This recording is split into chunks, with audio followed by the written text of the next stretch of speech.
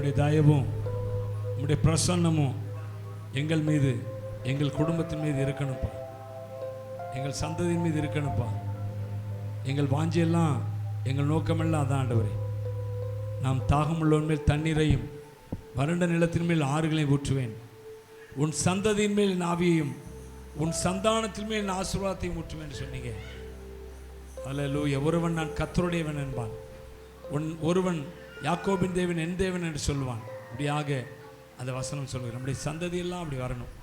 அதற்கு நமக்குள்ளாக தேவ பிரசன்னம், தேவ சமூகம் நம்மை நிரப்பணும். ஆவியானவர் யாரை நிரப்புகிறாரோ அவர்கள் ஆசீர்வதிக்கப்படுவார்கள். அவருடைய சந்ததியெல்லாம் ஆசீர்வதிக்கப்படும். நாம் ஆவிக்குரிய சந்ததி. ஆவிக்குரிய சந்ததி தான் தேவனுடைய சந்ததி. மாமிச சந்ததி தேவனுடைய சந்ததி அல்ல, பைபிள் நமக்கு சொல்லுகிறது. எனவே ஆவிக்குரிய சந்ததியா இருக்க நாம் பிரயாசப்படும். உம்மை நாங்கள் உயர்த்துகிறோம் ஐயா. பரிசுத்த ஆவியே, உம்மை நாங்கள், உம்முடைய சமூகத்தை நாங்கள் தள்ளி போட மாட்டோம் ஆண்டவரே. உம்முடைய சமூகம் எங்கள் தேவையப்பா. ஹல்லேலூயா. உம்முடைய சமூகத்தை தேடாதிருந்த நாட்கள்ல நாங்கள் திருப்தியற்று இருந்தோம், ஆசீர்வாதம் மற்றும் இருந்தோம், சாப கிரியைகளாக இருந்தோம். ஆனால் உம்முடைய ஆவி எங்களுக்குள்ளாய் வந்த பொழுதோ, உம்முடைய ஆவியால் நடத்தப்பட்ட பொழுதோ நாங்கள் ஆசீர்வாதத்தின் பிள்ளைகளாக இருக்கிறோம் ஐயா. உம் சமூகத்தில் வந்தே ஓடோடியே மகிமையை காண எங்கிடுதன் உள்ளம். உம் சமூகத்தில் வந்தே ஓடோடியே மகிமையை காண எங்கிடுதன் உள்ளம். உம்மை எல்லாம் நான் வேறெங்கு செல்வேன், ஆதாரம் ஏதும் எனக்கு இங்கு ஏழு.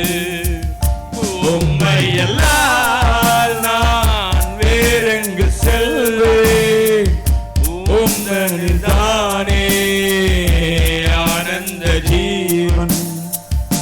உம் சமூகத்தில் வந்தே ஓடோடியே உம் மகிமை காண எங்கிடுதன் உள்ளம். உம் சமூகத்தில் வந்தே ஓடோடியே உம் மகிமை காண எங்கிடுதன் உள்ளம். உம்மையல்லால் நான் வேறெங்கு செல்வேன், ஆதாரம் ஏதும் எனக்கு இங்கு ஏழை. உம்மையல்லால் நான் வேறெங்கு செல்வேன், உந்தனில் தானே ஆனந்த ஜீவன். சமூகத்தில் வந்தே ஓடோடி